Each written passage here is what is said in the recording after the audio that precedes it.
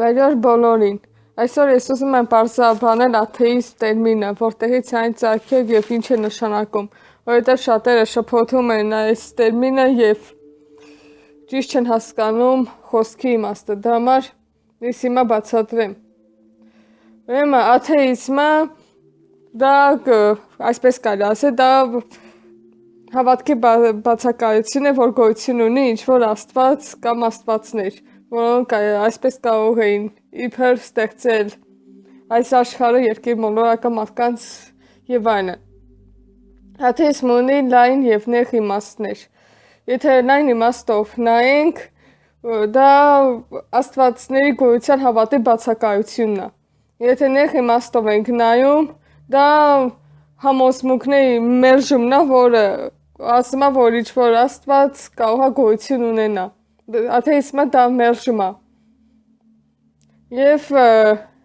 աթեիստներ ասում են, որ աստվածներ գոյություն չունեն։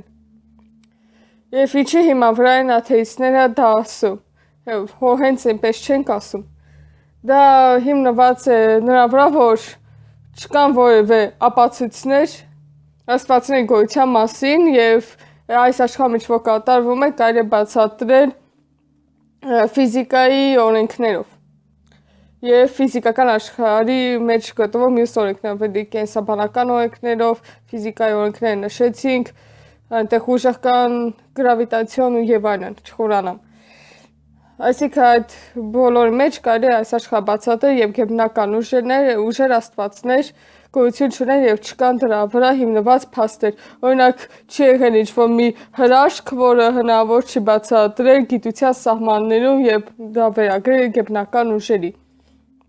Այդպիսի բաներ մեր երկրի մոլորակով եւ ամբողջ աշխարհում նույնիսկ չի կատարվում։ Ամեն ինչը կարելի է բացատրել, եթե գիտական լուրջ հետազոտություն անցկացնենք, ուսումնասիրենք։ Դրա համար մենք գեբնական ուժերը մերժում ենք, քանի որ չկան դրա վրա հիմնված ապացույցներ։ Շատերը գալիս ասում են, որ օրինակ գոյություն ունեն այսպես կոչված սուրբ գրքեր, որի թե Աստված է դա գրել կամ Աստված է թելադրել իր հրեշտակների միջոցով որ գրեն, բայց եթե դուք վերցրեք եւ կարդաք այդ սուրբ գրքեր կոչվածները, ապա ես կարող եմ ասել, որ ձեր տանը գտնվող բոլոր գրքերը շատ ավելի նորմալ գրված գրքեր են, եթե նույնիսկ ամենավատ գիրքը վերցնեք, քան ձեր կոչված սուրբ գրքերը, որովհետեւ այդտեղ ոչ միայն շատ դասական շատ սխալներ կան, այլ նաեւ իմաստի մեջ սխալներ կան, մեկը մյուսին նույնիսկ ինքը իրար մեջ կարող է հակասել։ Դա համար որ գալիս ասում են, որ իբր թե դա թելադրվել Աստծո կողմից, եթե դա իրականում այդպես լիներ, ապա նման տարօրինակ բովանդակությամբ գիրք մենք չէինք ստանա եւ հակասություններ չլինի եւ այդ գրքի մեջ գոնե ԴՆԹ-ի մասին գաղափար գոնե կլեր, որովհետեւ թեիստները ասում են, որ իբր թե Աստված ամենագետ է։ Հա, իմիջիայլոց որոշ հավատացյալներ աթեիստներին համարում են սատանիստներ, չգիտես ինչու, բայց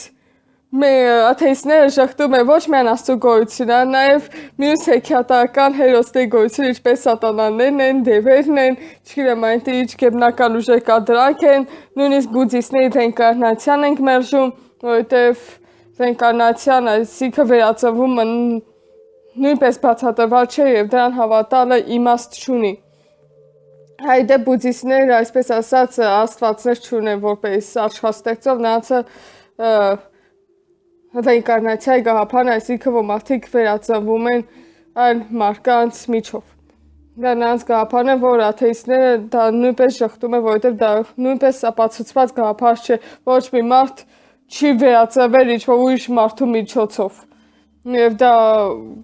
ինչ-որ հոգու գաղափարը, ինչ է հոգին, այդպիսի բան գոյություն չունի մեր մտածելակերպները, որոնք կան մեր գլխուղերի մեջ մտքերը, որոնք ծագում են, դա ֆիզիկական նեյրոնների գործունեության աշխատանքն է եւ ուրիշ ոչ այլ։ Երբ որ հավատացյալները ասում են, որ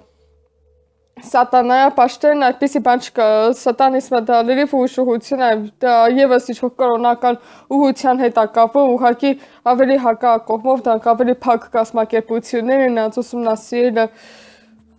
կարելի ասել շատ անհնար է եւ Անհնար չէ, բայց դժվար է ուսումնասիրությունը, որովհետև նրանք իրենց ռիտուալները գաղտնի են պահում, բայց նրանց եւս հիմնված է իր կրոնական չափածված գաղափարների վրա։ Աթեիստները ուղղակի մերժում են Աստծո գոյությունը, քանի որ դա ապացուցված չէ եւ այս աշխարհի ամեն ինչը կարելի է բացատրել գիտության կողմից։